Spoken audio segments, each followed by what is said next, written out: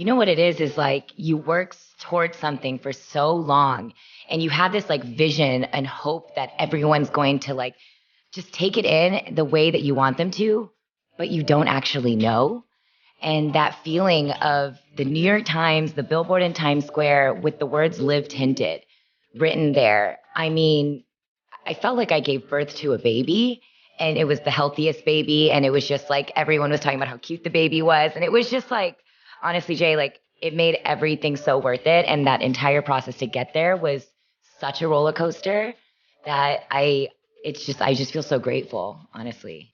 And I grew up in Texas and the everything around me was blonde hair, blue eyes, right? And there was a very specific standard of beauty I saw in the media. And my parents, who were immigrants, right, of course, from India, they had a very specific vision of what the American dream was. And for them, it was all about respect in America. And that came from education, education on education on education, degree after degree after degree. And for me, my vision of the American dream was really doing something that paved the path for others, because in America, you have the opportunity to do whatever it is you want to do. And that was like so stuck in my brain. So when you say like, did I ever think I was going to be doing this? I feel like I'm one of the very few people I knew that would say like, yes, because like when I was 16 years old, I told my dad I wanted to create my own beauty brand. But the path from that to where I am now was completely different from what I could have ever imagined. But yeah, like he so badly wanted me to be a doctor. Because again, that equivalated to respect in America. And, you know, our whole family is in medical professionals in some way, stereotypical Indian in that way. But I just wanted something different. And so when I was 16, I told him that I was going to do it. But being a makeup artist in my dad's mind, just, it wasn't a thing, right? So it's like, how can you be a makeup artist and have respect in this country? So when I went to college, I kind of just had this mindset of, I'm going to do the corporate side of the beauty industry, learn everything I can, and then go to HBS, Harvard Business School, to make my dad happy, check, check, check, and then start my own beauty brand. It did not go that way, but obviously, like, you know, life. But I will say that, like, I do feel really fortunate that at a very early age, I saw beauty as a vehicle for me to express myself in a community like Texas where nobody looked like me. So I was able to, and in some ways, change who I was to fit into people around me. Like I got the blue, I wanted your eyes. You're the one South Asian, well, you and your wife are like the gene pool of like the gods who have like these unreal eyes, but the rest of us got colored contacts to look like everyone around us. I got the blonde streaks. I wanted to look like what I saw in the media and everyone I went to school with. And beauty was like my way of just like self-expression. And so I was obsessed with it. Like I would stay in on Friday nights and do my cousin's makeup. And it's so surreal because I like talk to them now and they're like, it's so crazy that you're doing it. Yeah. It's crazy how it all happens, man. That's amazing. I think when you see the hard work that immigrant parents have, that when they come to this country, they feel like they have this sort of there's this like bar they have to hit, right? Like it's like if we're going to have any type of prestige and just like be taken seriously, we have to work 10 times harder than everybody else. And quite frankly, I still feel that way. And I know we've had conversations about this, that like the reality is that being South Asian or a woman of color in general, like we're still fighting the fight. And I think the thing that I always think about and I tell myself is like my dad's work ethic is of one I've never seen in my entire life. I mean, he talks about how he was literally like picking weeds in like India and like a village. To see that and what we have today, my family, like just it blows my mind. And it gives me this like feeling of like, if they did all of that for us, I have to do that 10x harder. Yeah, it gives me this That's like fuel and drive. I was so embarrassed of my parents growing up, and that makes me sick to my stomach. Now I'm embarrassed of that now because my mom, she would walk out wearing like nighties and like muumuus and come like hang out with my friends. Our house would smell like chicken curry. And I was mortified to have people over because of that. I was like, Mom, like I want you to hide behind the scenes and like all this stuff. They're my number one fans, my best friends. And I now respect everything they've done for us.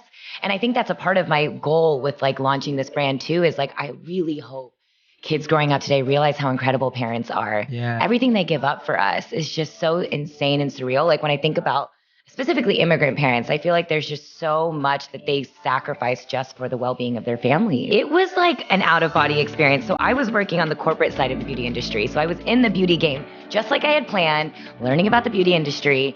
And I just picked up my iPhone one day and I was like, you know what? I have this like beauty tip. And the core of it, Jay, was like, I have so many of my girlfriends texting me, asking me for beauty advice. And I was like, just go to this YouTube channel and leave me alone. Please, just do it. And so that's literally the like motive of it. It wasn't overthought. I wasn't thinking too much into it. I picked up my iPhone and I just shared a beauty tip that I use to solve a beauty concern in my life. And that was a red lipstick under my eyes to mask dark circles. And because that is my number one beauty problem right now. And I think a lot of people can relate with that is the dark circles and stuff. I have such an insecurity in my life. And so any way I could find ways to simplify beauty, I took my lipstick and I put it there and it got picked up by BuzzFeed and it just went viral. That's crazy. I mean, I woke up and it was like Vogue India, Cosmo UK, Daily Mail, Refinery 29, boom, boom, boom, boom, boom. And before I knew it, it was at 4 million views. That's insane. Oh my God, when it hit 4 million views, I got an email from the Today Show and I was like, oh my God, I'm gonna be the Indian Hoda. I'm quitting my job today and I'm gonna go be someone on the Today Show because that's how it works. That's not how it works. No. But I did quit my job that day. Wow. I had this like gut feeling in me that this was a moment in my life that I had an opportunity that it was like a 15 minutes, right? And it was like, you can take that 15 minutes and have it just be a moment in your life, or you can take it and build out your dream career. I remembered asking myself the same question right out of college. I had a job and I left it to go to New York City. And the question I asked myself was, what's the worst thing that could happen? And to me, the worst thing was not taking the risk and always wondering what if. Yes. Always. And I knew that if I didn't just take this leap, like, you know, people, for me, I always knew I had another option. I could go to business school. I could go get another job at a beauty brand. But when in life do you have, at that point, 10 million people watching a video about you as a beauty kind of like expert or authority in this space? And so I was like, you know what? I have to go for this. And I actually didn't tell my parents. I just quit my job because I know their mindset. You were in Texas at this time. Oh my God, I was in New York. I was in New York. But I just, in my brain, you know, they would be worried to their core.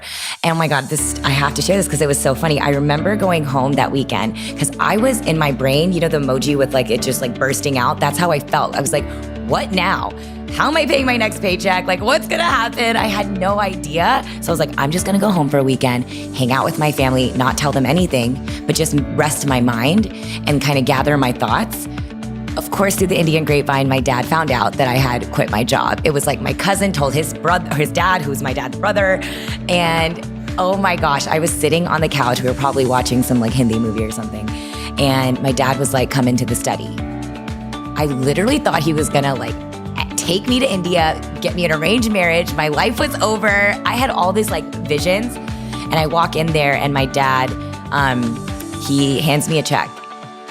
And this is when I start to cry. I'm like tearing up. And he's like, don't think of this as me giving my daughter money. Think of this as me investing in a business I believe in.